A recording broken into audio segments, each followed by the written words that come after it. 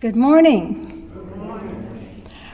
One of our members who's now living in Portland, Tamron, I don't know if you remember Tamron, and I was talking with her last night about this truth lesson and told her that this is what I'm working on. This is really hard stuff, not to know it, but to do it. And Tamara and I made a commitment to work together on it and share with each other. And so she said, why don't you tell everybody today what you're doing and ask them if they would like to work on it with us, that it'd be a great idea. So any of you that would like to take that dive, would love to work with you on this. It's hard stuff. And she said, well, you just have to drop seeds every once in a while, and if it lands on fertile soil, it'll sprout. Tamara's a writer, a writer par excellence, fabulous writer, well known. So I thought I would share that with you in those words of hers. The world-famous Austrian poet Rilke was a young man, when he was a young man, and first saw an ancient Greek statue of Apollo. He said he felt like the statue was looking directly at him and saying, "You must change your life. You must change your life." When I read Reverend Robert Brummett's book, Birthing a Greater Reality, for the first time, I felt exactly the same way. I also felt like this great Unity minister, Robert Brummett, was translating Unity co-founders Charles and Myrtle Fillmore's principles into the modern vernacular, and that the Fillmores were talking directly to me. And I knew that if I could live what they were teaching, that my life would become miraculous, like they told us so many times was possible. And every leader in every world religion forever has said the same thing. Thy kingdom come, thy will be done on earth as it is in heaven. So we will manifest the kingdom of heaven. It is possible on this earth. Yes, as the Fillmores and Robert Brummett have often told us, our thinking makes our world. We know that at Unity. It's not about outer events out there. It's how we perceive them. It's how we process these events that matters. What the Fillmores and Brummett were talking about is an evolution in consciousness, which, remember, Robert Brummett said is the only kind of evolution going on anymore. Is an evolution in consciousness, and only we can do that. To illustrate Fillmore's point, I'd like to tell you all today a rather familiar story. It's about Moses and the Pharaoh of Egypt. I'm sure most of you remember that Pharaoh thought that there were too many Jews in Egypt, so he ordered the murder of all male Jewish babies, Israelites. At that point, Moses' Jewish mother put her new baby Moses in a basket and floated him down the river, hoping that someone would find him and save his life. Someone did. He was found by Pharaoh's daughter, no less, who took him in as her own and raised him in splendor and saw to it that he got the finest education possible. But eventually, when Moses was a young man, he discovered that he was an Israelite. And one day he saw an Egyptian guard mistreating one of the Jewish slaves, so Moses killed the Jewish guard. Because he had murdered an Egyptian, he had to flee from Egypt. He went down to the desert and spent many years as a lone shepherd, which gave him a lot of time to think and to meditate and pray and to be in the silence and really feel his oneness with God. Then one day, God told Moses, you remember, that he must go and free his people from Pharaoh. Moses felt terribly inadequate. How could anyone go against the Pharaoh of Egypt? And how could he even convince the Israelites to follow him? After all, he stuttered and he had very little confidence. Fast forward to when Moses finally convinced the chosen people, the Israelites, to escape from their slavery and follow him. It wasn't easy because Pharaoh was determined to keep the Jews as slaves. So Moses sent plagues and pestilence to Pharaoh and the Egyptian people. Every time they suffered some major misfortune that God had sent, Pharaoh agreed to let the Israelites go. But as soon as the pestilence stopped, he changed his mind. Finally, Moses ordered the firstborn male of every Egyptian family to be killed, and Pharaoh lost his beloved son. At that point, Pharaoh finally let the Jews go. He'd suffered enough by then. But just when the Jews got to the Red Sea, you remember what happened? Pharaoh changed his mind again, and his army followed the Israelites. Again, though, Moses worked his magic with God's help and parted the Red Sea so that the chosen people could pass through. Just when they had all reached the other side, though, Pharaoh's soldiers charged after them. And what happened?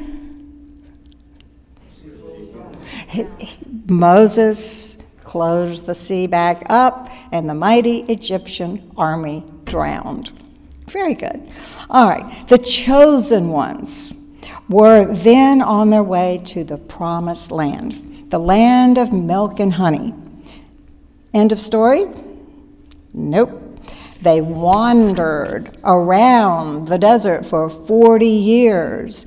They were often so hungry and so thirsty, they decided that returning as slaves to Egypt was preferable. But again, Moses performed his magic. When the oasis that the Israelites found finally to drink from was putrid, Moses produced a magic tree that sweetened and purified the putrid water. When the Israelites were dying of hunger, manna fell from heaven to feed the people. So, what does this story have to do with raising our consciousness? Everything. As you know, Unity co-founder Charles Fillmore said that every person, place, and thing in the Bible represents a part of our psyches. For example, Moses is our higher self. The Israelites, the chosen ones, are the parts of us who have chosen a higher way of living. They may just be temporarily enslaved against their will, or in psychological terms, due to their self-defeating programming. Egypt represents our materialistic side, the parts of us that think the material plane is all there is to life. Egypt is the material-bound part of us. Thus, our inner Moses is called to free the parts of us which are temporarily bound to lower-order, self-defeating thoughts that imprison us, that enslave us.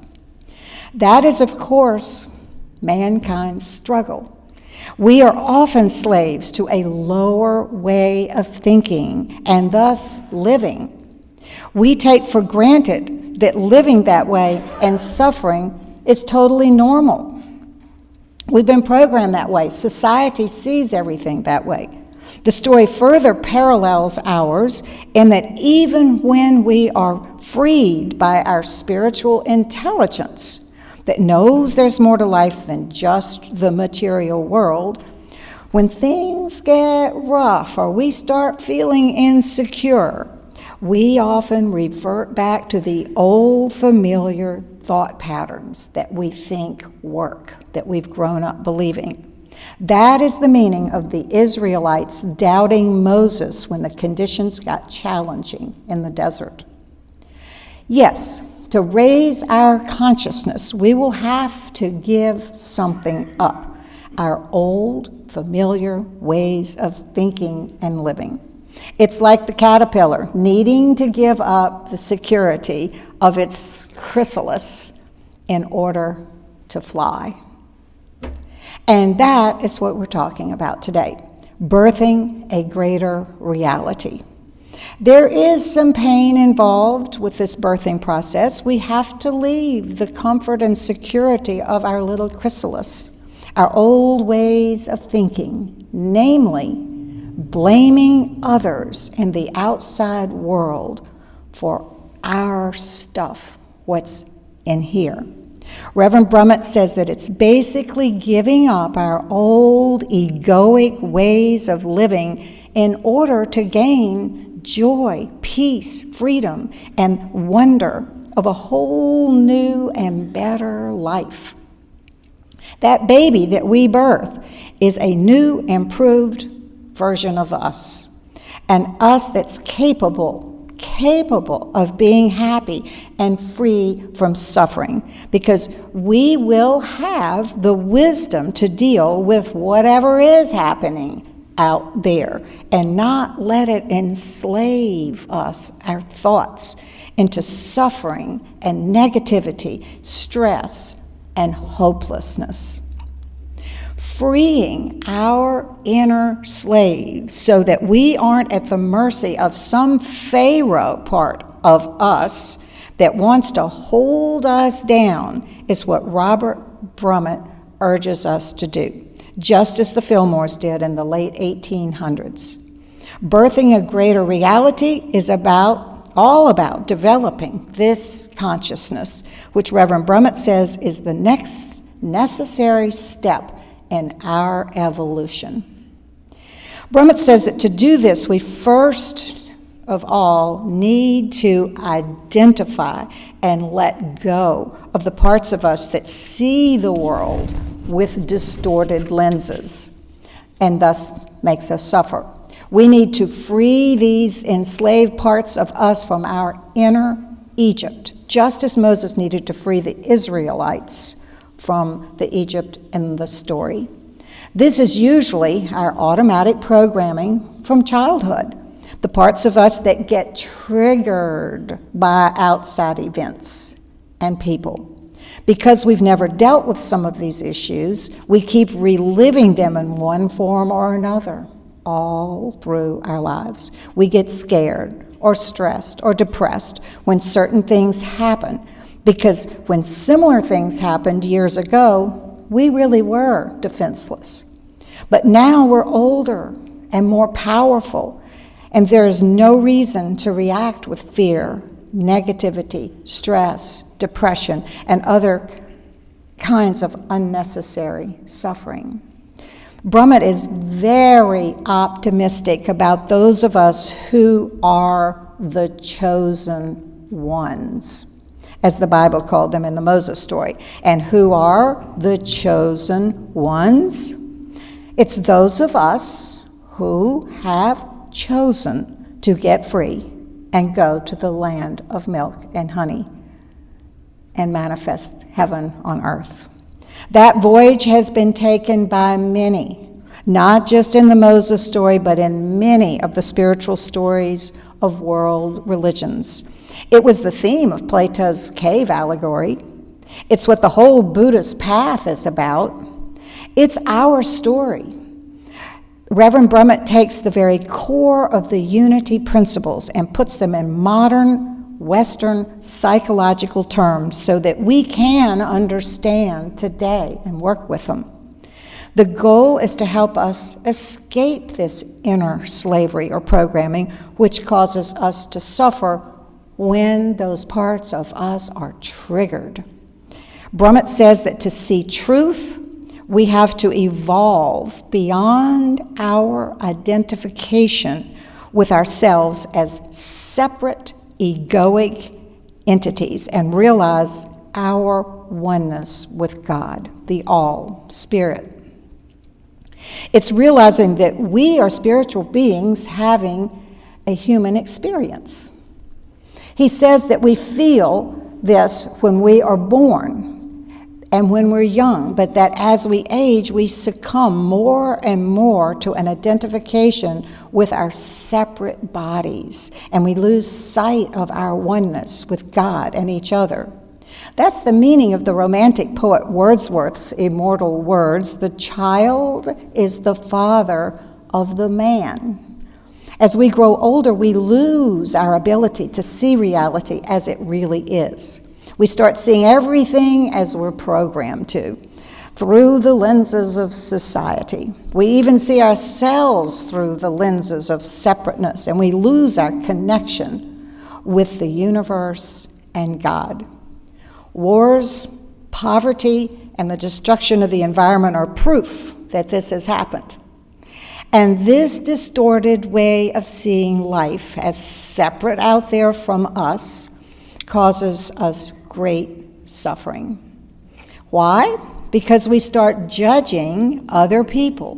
We condemn them. We fear them. We stress out because of them, because of what we think they are doing.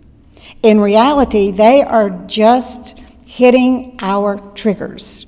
And those triggers can be dealt with. Doesn't mean they're not doing what they're doing, but the meaning of it is entirely what we give it. And our triggers can be dealt with love and wisdom. He says our aim should be to get free of this conditioned way of seeing ourselves and the world so that we can realize that all the thoughts and judgments that make us suffer day in and day out are just illusions about other people and what's happening out there. That was Moses' task with the Israelites. They were hypnotized by the material world that the Egyptians symbolized. Brummett says the first step in gaining our freedom is to start observing ourselves, really seeing ourselves so that we see all of our fear and judgments and stress and negativity. They are due to our getting triggered due to our old erroneous ideas about exactly what is going on out there. We think someone's being mean to us. In reality, someone's triggers make them say or do something that triggers our triggers. Brummett says that by observing ourselves honestly, mostly during meditation, we can see our thoughts and our emotions and recognize how they are triggering us and making us suffer. At that point, we can quit believing our thoughts and just note that they're there and let them flow on through. That's one of the things we do in meditation. He calls these undesired habits, fears, negative reactions, and thoughts our shadow self. Usually those parts of us that we don't like and therefore suppress from our own awareness.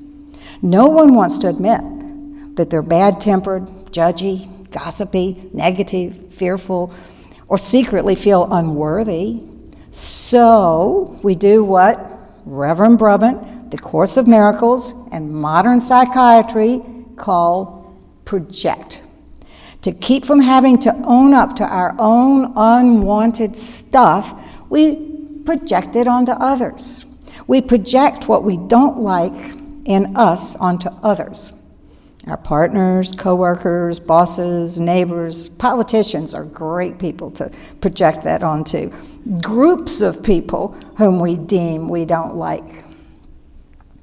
The problem is that our unconscious mind knows what we feel about ourselves and what we're projecting onto others. We may think that they are the undesirable ones, but deep down we know we're seeing them through our own lenses. The unconscious knows that, not as they really are. So then we have to escape from that awareness. We don't want to have to be aware of all these things we don't like about ourselves. So how do we do it? We do it in a variety of socially acceptable ways: frenetic activity, drugs, alcohol, depression, anxiety, all ways to stay preoccupied so that we don't have to face what we've been programmed to think is bad or unworthy in us. We project that unworthiness and badness onto others and groups of others. The irony of the situation, he says, is that those negative tendencies in us aren't anything to be ashamed of or escape from in the first place. We're all programmed that way.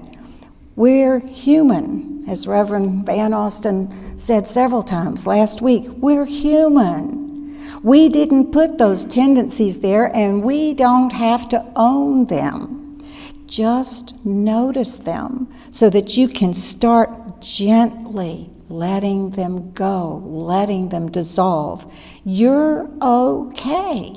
You're human, and you don't deserve to have to live with this kind of negativity, fear, and stress. We just need to let our Moses self free our inner Israelites. We want to raise our consciousness so that we no longer are triggered. Think about that.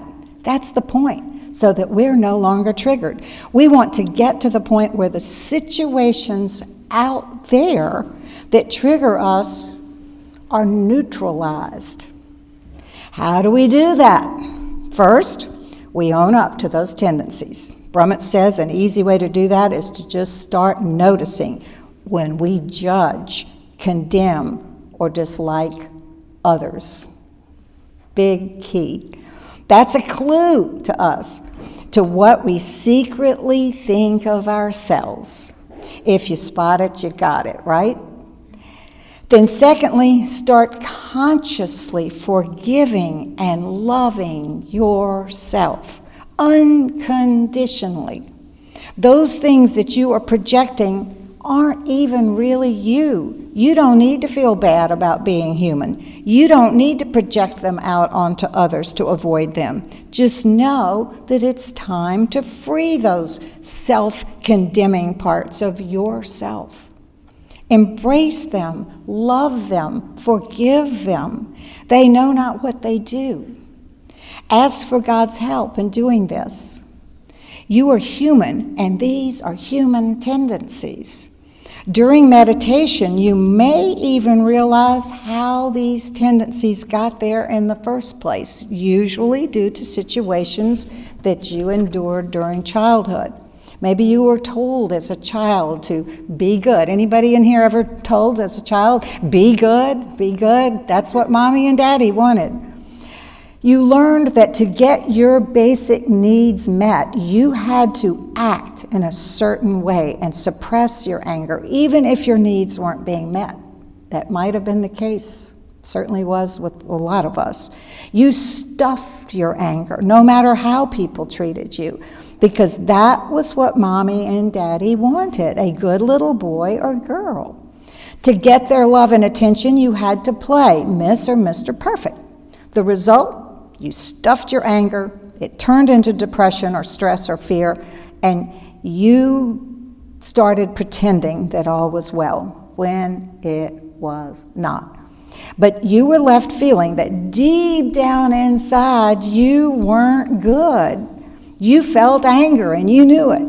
And later in life, every time a similar situation arose where you didn't get some need met, or you didn't get the love that you deserved and should have gotten as a child, you stuffed your angry feelings. But your subconscious knew that the anger was there, so that meant you were a bad person.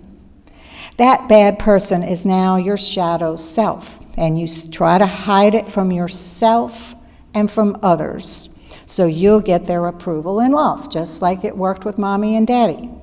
But deep down, we know it's there. We don't like it, so we project it. We project what we don't like, and we see it then in others and not in ourselves. The problem with that is that we live in a hostile world populated by all those bad people that we fear and resent and hate, because we're projecting it out there all the time, so we're peopling our whole world with others who we then fear and get negative about, and that hurts us. Brummett says that the only permanent end to human suffering lies in the awakening to the truth of who we really are, divine and perfect underneath all that, like everybody else. We just have to spot our shadow self, our shadow characteristics, forgive and love what we perceive as flaws, and then gently let them dissolve by realizing that underneath all that is the real you, perfect and divine. You are then able to understand your temporary chrysalis and everyone else's chrysalis and know that we can all outgrow them and fly away as beautiful butterflies that we've always been. We fly to the promised land, the land of wisdom, peace, and love for ourselves and love for everyone else at that point too, because we understand, we have gained wisdom. So, what do we dislike in others? How are we projecting our negativity onto them? How might our negative projections onto others be clues about what we don't like about ourselves? Is it a friend, a public figure, a neighbor? Why are we hiding our shadow selves and projecting that negativity onto others? There's no reason to. We've just forgotten who we really are underneath it all. Just accept that you feel that way about your shadow self, like everyone else in the whole world. You don't need to fear, hate, or distrust it and have to project it out. That part of yourself that you fear, hate, or distrust needs to be accepted and loved. When it is, it will wither away because its original needs that made it that way have been met. What's not okay for our growth is pretending that this negative part of us, our shadow self, isn't there. It's there in everyone. Have compassion for yourself and what happened to you to make you that way. You didn't put it there. You didn't do those things that made it happen. As you give yourself the unconditional love and compassion that you needed in the first place, these unwanted coping parts of you will start disappearing. You didn't put them there in the first place any more than the Israelites put themselves in the position of being slaves to Pharaoh. The human condition did that. Underneath our so-called shadow self is our divine self, just waiting to come forth in its full glory, to let the real you thrive. The real you has no reason to hide anything from anybody. You're okay. Freedom from this kind of inner slavery means that if someone criticizes you, you don't get triggered into self-doubt, feelings of unworthiness, depression, or anger. You'll know that it's their stuff. It has little to do with you. On an absolute level, it's all just a bunch of sound and light waves, totally neutral. Think about that. For example, we don't have to suppress our anger. We just notice it when it's triggered. Accept that it's been triggered. Meditate on it. Maybe see what caused it to be triggered, usually a childhood situation. And then realize that anger is just misplaced energy. Then use that energy in more useful ways. Clean house, jog. If it's really strong, build a house. We must face and embrace that part of us that we've been running away from, often in unhealthy ways, our whole lives. Our ego self is so involved with protecting our false personality and suppressing various forms of insecurity, worry, stress, depression, and the fear of being discovered for who we really are, that our essence, our real self, our genuine self, never gets to come out and play. Carl Jung calls this suppressed self the persona. What we want to give birth to is our real self. We want to be free. We want to free our inner slaves who think they have to serve some outward Pharaoh ideal of who we're supposed to be. And when we're not, we have to hide it. So this week, activate your inner Moses. Go in there and free your inner Israelites, your chosen people. Free them from their tendencies to be enslaved by their fears, stress, feelings of unworthiness, and then project this stuff onto other people, which makes us sick. Lead your inner slaves of negative tendencies to the promised land. Love them, forgive them, have compassion for them. Let my people go, was Moses' cry. Let it be yours. Let all the parts of you which are enslaving the real you into thinking that you're anything but worthy and lovable and wonderful go. Let my people go. Say it out loud, you all. Let my people go. You can do better than that. Let my people go. More on this in 2 weeks.